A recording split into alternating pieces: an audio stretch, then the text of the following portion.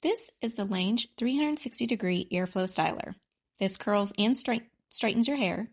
It instantly locks in style, and it has the adjustable temp from 280 degrees to 430 degrees. So how do you use this? Well, it's got the titanium cooling fans with air vents to cool the hair on contact, lock in style, and shine.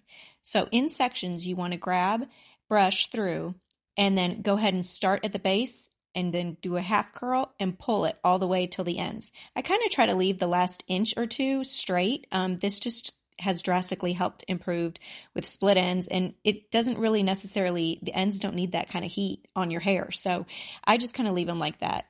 This is a professional length, and it's a power swivel cord, dual voltage. And I often get asked what tools I use on my hair and what methods I use to actually do it. So this is it. On each side of my hair, I'm going to do it in small sections, and I'm going to curl it away from my face. So it's going to go in the opposite direction from my face.